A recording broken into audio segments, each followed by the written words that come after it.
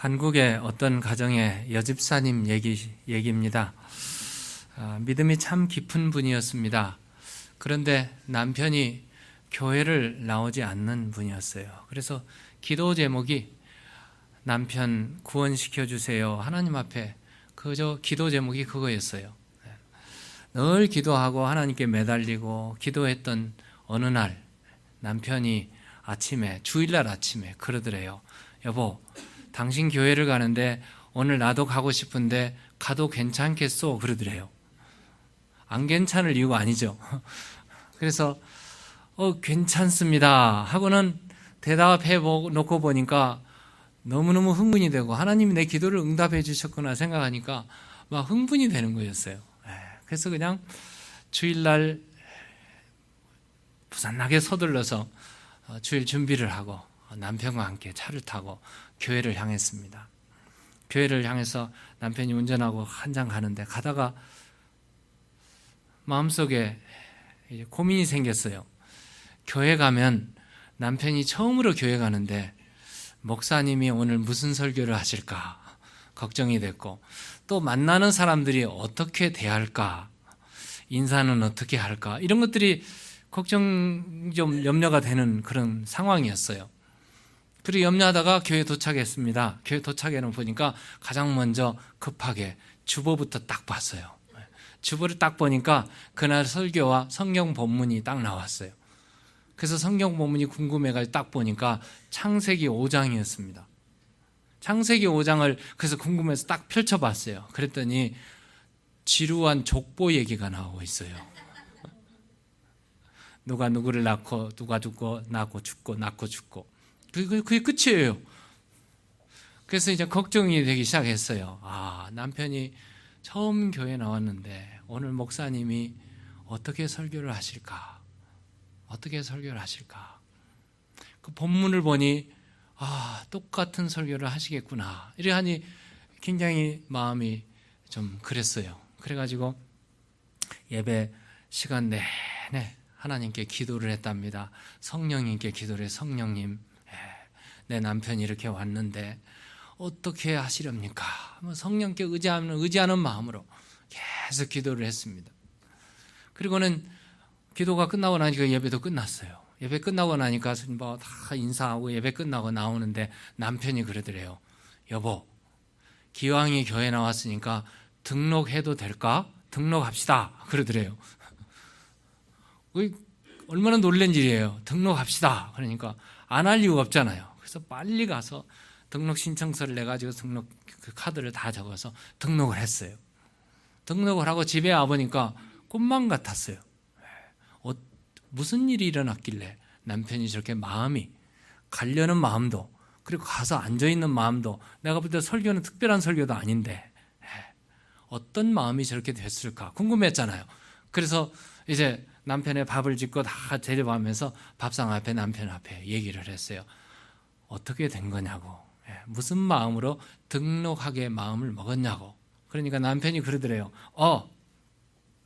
오늘 목사님이 설교하는 설교를 듣다 보니까 성경에 나오는 그 사람들은 참 오래도 살았더구먼. 그러더래요. 몇백 년이 아니고 1000살 가까이 살았잖아요. 되게 오래도 살았더구만.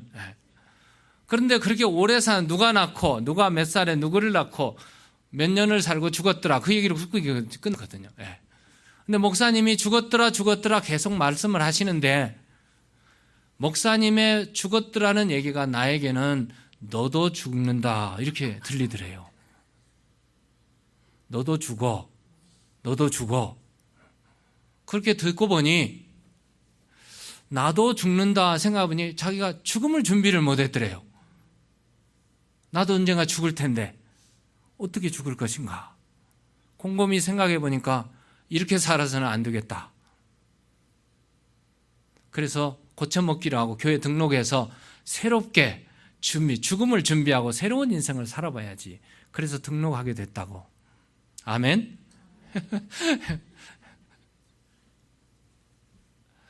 한 번 교회 나와서 한 번 설교를 들었는데 그 설교를 듣고 180도로 인생을 전환시키는 결단을 했습니다. 누가 그렇게 했을까요? 성령 하나님이 그렇게 하셨습니다. 오늘 이 시간 설교 말씀을 듣는 중에 성령님께서 우리에게 찾아오시고 우리도 이와 같이 되기를 주의 이름으로 축원합니다. 성경에 보니까 히브리서 9장 27절에 보니까 한 번 죽는 것은 사람에게 정해진 것이요 그 후에는 뭐가 있어요? 심판이 있으리니. 한 번 죽는 것은 사람에게 정해져 있습니다. 누구도 예외될 수 없습니다. 여러분, 죽음을 피해간 사람이 있습니까? 죽음을 면제받은 사람이 있습니까? 세상에 어느 누구도 죽음이 피해가지는 않습니다. 모두가 다 죽을 것입니다. 당신도 죽고 나도 죽고 다 죽을 것입니다. 죽기 전에 우리 좀 생각해야 될 게 있지 않습니까? 내가 죽기 전에 풀지 못한 거 좀 풀고, 미결수로 끝나지 마세요. 풀 거 다 푸시고, 지금까지 살아왔던 모든 삶을 다시 한번 점검해 보세요. 계산 카운트 해보세요. 결산해 보세요. 내가 바로 살았나? 내일, 아니 오늘 내가 죽게 된다면 나는 어떻게 마감할 것인가? 여러분 한번 생각해 봐야 되잖아요. 지금까지 살아온 거 어떻게 살았든지 중요하지 않습니다. 이제부터 어떻게 살 것이가 중요합니다. 그렇다면 오늘 말씀을 듣는 중에 정말 내 인생을 새롭게 변화받아서 180도 다른 인생으로 사시기를 주의 이름으로 축원합니다. 오늘 본문 성경에 보면은 인생을 살다가 예수님을 만남으로 인해서 인생을 180도로 바꿔가지고 살아간 사람들 3사람이 소개되고 있습니다. 3사람이 나오고 있습니다. 첫 번째 사람은 오늘 이 편지를, 이 성경을 받는 수신자 빌레몬이라는 사람입니다. 두 번째는 오네시모라는 사람입니다. 세 번째는 그렇게 핍박했다가 예수의 증인으로 살았던 바울이라는 사람입니다. 성경을 보시면 참 변화된 사람들이 많아요. 180도로 바꿔서 인생을 산 사람들이 많습니다. 성경 여기저기 찾아보면 많은데 그 중에 특별한 사람들이 있어요. 정말 일생을 우상장사로 우상 팔다가 아버지 따라서 그렇게 살고 그렇게 죽을 뻔했는데 하나님을 만나고 보니 그게 아니었어요. 그래서 부름받아 나선 사람 아브라함이라는 사람이 하나님을 만나고 이름을 바꿨어요. 아브라함으로 바꿨습니다. 열국의 아버지가 되었어요. 그냥 그렇게 살다 죽을 건데 열국의 믿음의 아버지, 지금도 Father Abraham 그렇게 부르잖아요. 열국의 아버지가 되었어요. 그런데 아브라함하고 사신 분이 누구예요? 원래 사라의 원래 이름은 사레라는 이름이었어요. 근데 하나님을 만나고 이름이 바뀌었어요. 열국의 어머니 사라, 세라로 바꿨습니다. 참 놀라운 일이죠. 야곱이라는 사람은 참 꾀가 많은 사람이고 겉모술수가 능한 사람이고 무엇이든지 생각만 하면 그냥 계획대로 다 진행했고 그거 다 취했던 사람이 야곱이었어요. 근데 그 야곱이 어느 날 하나님을 만나고 이름이 바뀌었어요. 뭘로 바뀌었죠? 이스라엘로 바뀌었어요. 하나님과 겨루어서 이겼다는 이스라엘로 바뀌었는데 여러분 이름만 바뀐 게 아니었어요. 인생이 바뀌었습니다. 180도. 그분이 계세요. 고기나 잡고 그저 그냥 평범한 어부로 살아가야 될 시몬이라는 사람이 예수님을 만나고 더 이상 시몬이라는 이름을 쓰지 않고 베드로라는 이름으로 바꿨어요. 고기 낚는 어부가 사람 낚는 어부, 전도인이 되는 위대한 사람으로 바뀌었습니다. 예수를 그렇게 핍박했던 사울이라는 청년이 어느 성으로 가다가 강렬한 햇빛을 통해서 예수님을 만나고 난 다음에 그 이름이 바뀌었어요. 사울이라는 이름이 바울로 변하고 그 인생이 180도로 바뀌었어. 예수를 핍박하던 사람이, 박해했던 사람이 이제는 예수의 증인으로 예수 때문에 죽고 사는 사람으로 180도로 바뀌었어요. 여러분 이름만 바뀐 것이 아니라 인생, 삶이, 목적이 모든 것이 다 바뀌었어요. 성경에는 이런 위대한 사람들을 가득 차 있는데 저는 지난 한 주간 동안 이렇게 위대하지도 않습니다. 설교를 잘하는 명설가도 아니었습니다. 능력을 행하는 능력의 전도자도 아니었습니다. 평범한 사람이었어요. 평범한 사람. 그 이름이 오네시모라는 사람입니다. 오네시모. 여러분 신앙생활 오래 했지만 성경을 많이 읽었지만 오네시모를 모르는 분들이 참 많아요. 오네시모가 누군지 잘 몰라요. 오늘 오네시모를 주의 깊게 보시기 바랍니다. 제가 일주일 동안 오네시모를 묵상하는 가운데 우리 오씨 가문의 큰형님이더라고요. 제가 얘기하니까 오창근 집사님이 제일 많이 웃으시네. 오네시모. 오시잖아요.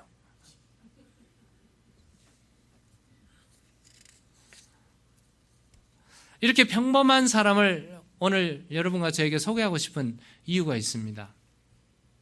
평범하게 살았지만 단 한 번의 만남, 그리고 변화, 결단, 이것이 오늘 우리에게 큰 도전을 주는 사람입니다.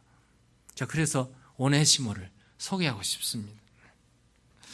이 오네시모를 알기 전에는 오네시모의 배경을 우리는 알아야 됩니다. 왜 오네시모인가?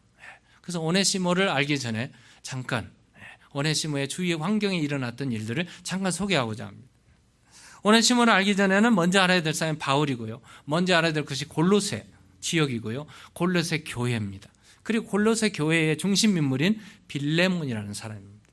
이걸 아셔야 돼요. 자, 우리가 성경을 펼쳐서 사도행전 18장에 가면은 바울과 실라가 3차 선교 여행을 떠납니다. 선교 여행을 떠나는 지역이 어디인가? 예베소 지역입니다. 근데 예베소에 가기 전에 예베소 부근에 거쳐서 가는, 바울이 가는 곳마다 복음을 전했고 가는 곳마다 복음이 전해지는 곳에 교회가 세워졌어요. 근데 어디로 갔는지, 무슨 일이 일어났는지, 골로새에 어떤 일이 일어났는지 아무 소개를 하지 않습니다. 그럼 모르죠. 모르는데 성경을 추측해서 보면은 사도행전 19장입니다.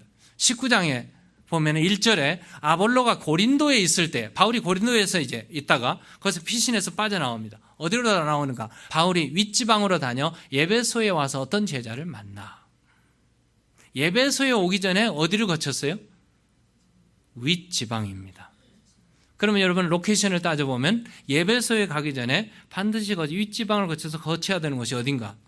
바로 골로새였어요. 그 골로새. 그러면 골로새에 어떤 일이 일어났다는 것을 금방 짐작할 수 있어요. 바울이 가서 한 일이 뭐겠어요? 복음 전하고 교회 세우는 일이었어요. 그런데 골로새서 보면은, 골로새서 1장 7절과 빌레몬서를 보면은 그 골로새 지방에 바울이 가서 중요한, 골로새 교회의 중요한 두 인물을 만나게 됩니다. 하나님이 준비하신 인물들이고 일꾼들이고 교회 기둥들입니다. 그들이 누구였는가? 보면은요, 가르치는 은사가 탁월했던 에바브라라는 사람입니다. 혹은 에바브라 디도라는 사람이죠. 에바브라. 가르치기를 아주 잘하는, 골로새 교회에 아주 티칭의 은사를 가진 사람이었어요.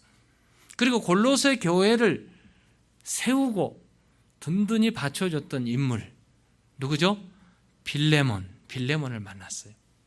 자, 바울이 빌레몬을 만나고 복음을 전하니까 빌레몬 가정이 다 돌아왔어요. 빌레몬이 헌신을 했어요. 빌레몬은 매우 부유한, 여유가 있는 사람이었어요. 아마 추측되기는 집이 아마 큰 집에 살았던 것 같아요. 그래서 골로새 지역에 교회가 형성됐는데, 개척교회가 여러분 초대교회 개척교회는 어디서부터 출발했어요? 전부 가정집에서부터 출발했습니다.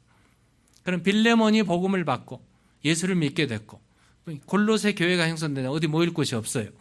자기 집을 오픈했습니다. 오늘 빌레몬서 1장 2절을 보시면, 빌레몬서 1장 2절에 보시면 이제 어떤 일이 일어나고 있는가 보십시다. 자매 아비아와 우리와 함께 병사된 아키뽀와 내 집에 있는 교회에 편지한. 내 집은 어디예요? 빌레몬의 집입니다. 빌레몬서의 내 집이니까 빌레몬의 집이에요.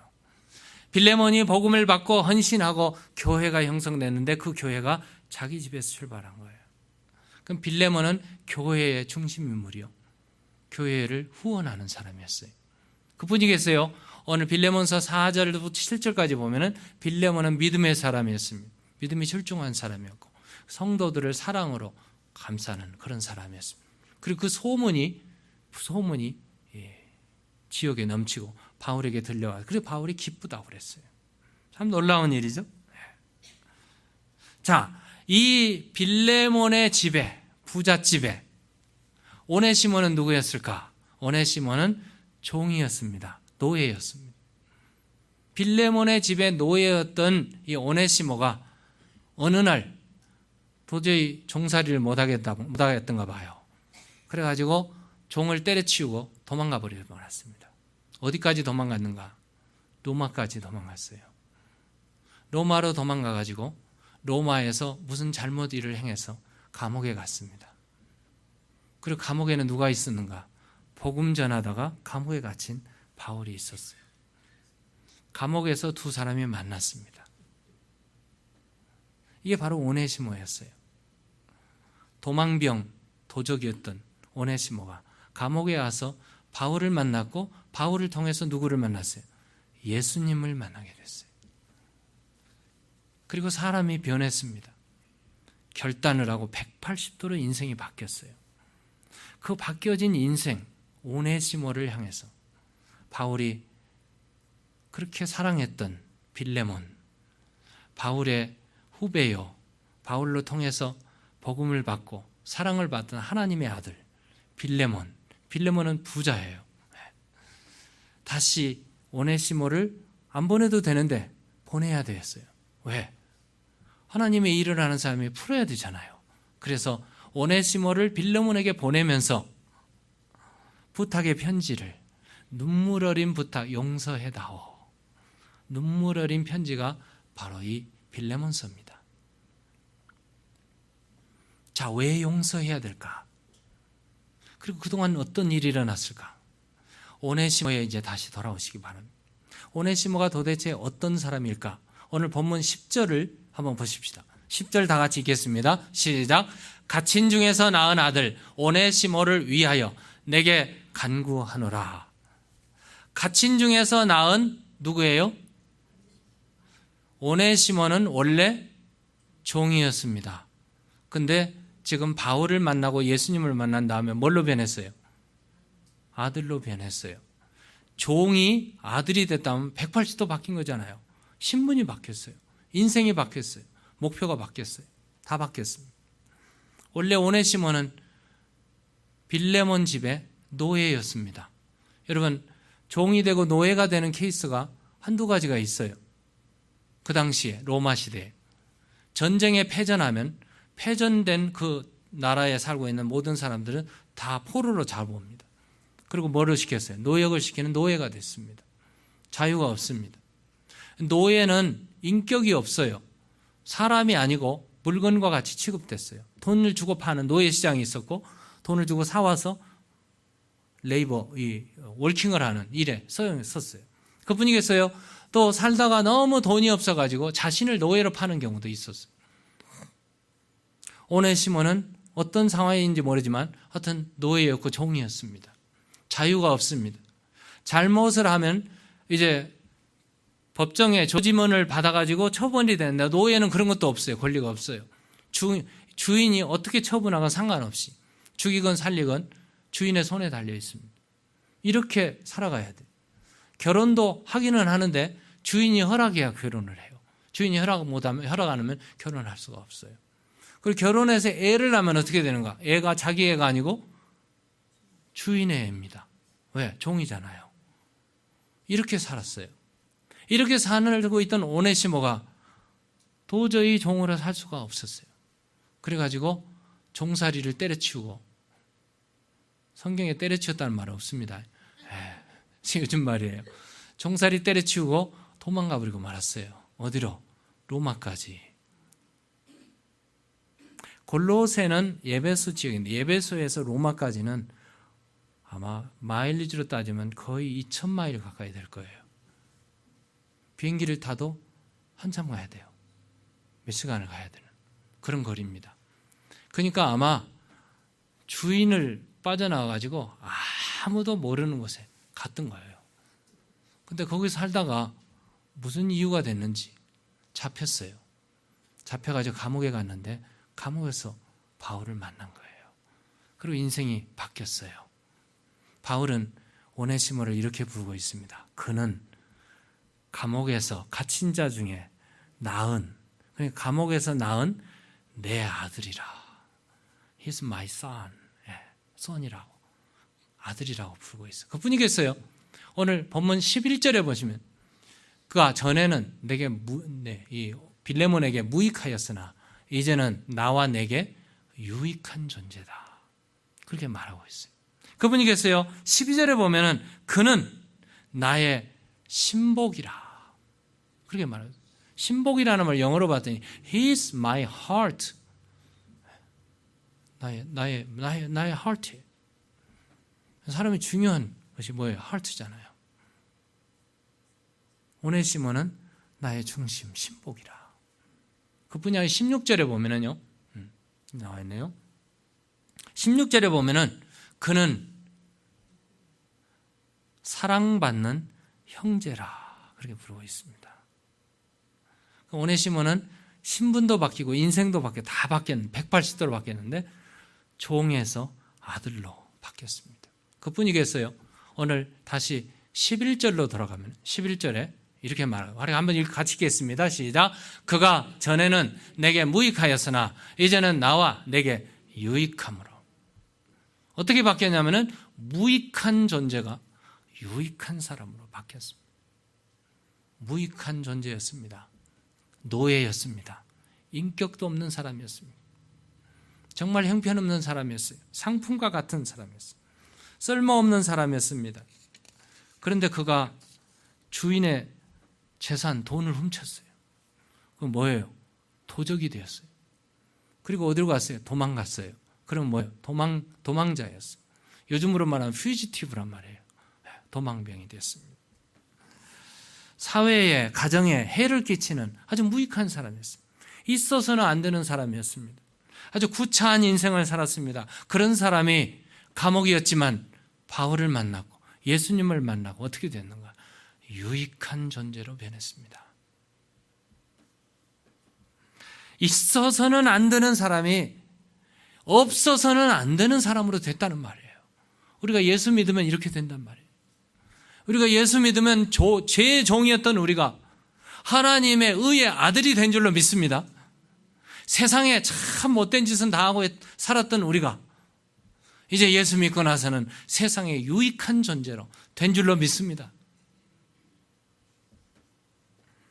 오네시모를 바울이 다른 성경에 보면요, 골로새서 4장 9절에 바울이 이렇게 말해요. 여기 나왔네요.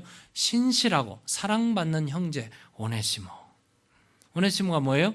신실하다. 신실하다는 말은요, 믿을만하다, 성실하다, 진실하다는 뜻입니다. 오네시모가 이런 사람이 되었어요.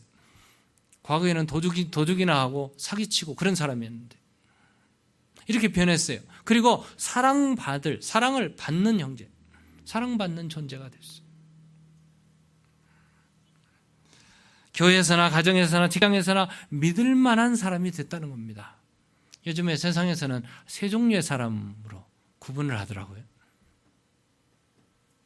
교회에서도 보면은요, 첫 번째 사람은 참 시작이 거창하게 시작하는 사람이 있어요. 그럼 무슨 일을 해도 시끄러워요. 그냥 자기가 일 다 하는 것처럼 거창하게 일을 시작해요. 근데 좀 일을 시작하다 보면은 좀 어려움도 있고 좀 말도 있고 막 그러다 보면요, 그냥 지도새도 모르게 사라져 버리는 사람이 있어요. 우리 한국말에서는 이런 사람을 용두삼이라고 그래요. 시장은 거창하게 했는데 끝이 흐지부지한 사람. 두 번째 사람은 적당히 일하는 사람이에요. 이 사람 눈치 보고 저 사람 눈치 보고 꾸중 듣지 않을 정도로 일을 해요. 땜빵을 잘해요. 적당히 일해요. 그냥 뭐 눈치껏 알아서 대충대충 해. 그래서 어떤 때는 아리송해요. 이 사람이 진실한 사람인가? 이 사람이 정말 일하는 사람인가? 아리송한 사람이에요. 이런 사람이 있어요. 그럼 세 번째 사람은요, 끝까지 견디는 사람, 인내의 사람.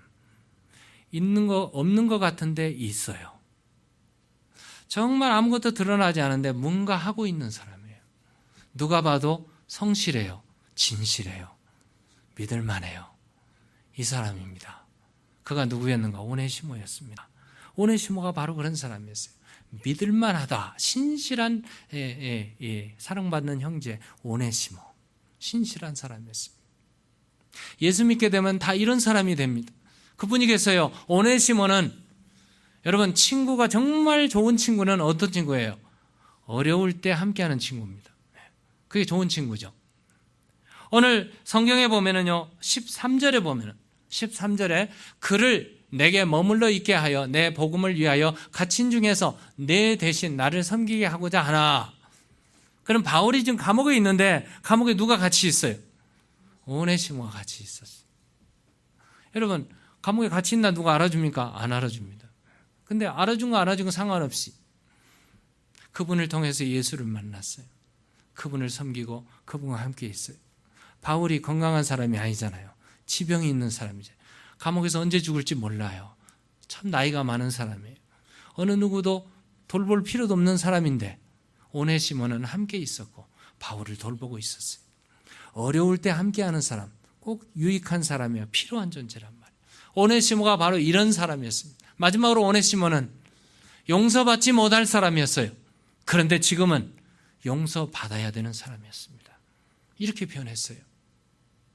오네시모, 참 하나님이 사랑하는 사람이요, 바울이 그렇게 아끼는 사람입니다. 오늘 본문 17절, 18절을 우리 다 같이 한번 읽겠습니다. 시작. 그러므로 내가 나를 동역자로 알진대 그를 영접하기를 내게 하듯 하고 그가 만일 내게 불의를 하였거나 내게 빚진 것이 있으면 그것을 내 앞으로 계산하라. 바울은 오네시모를 빌레몬에게 보내면서 그가 잘못한 것이 있으면, 그가 만일 내게 불의를 했으면, 내게 손해를 끼쳤으면 그것을 내 앞으로 계산하라.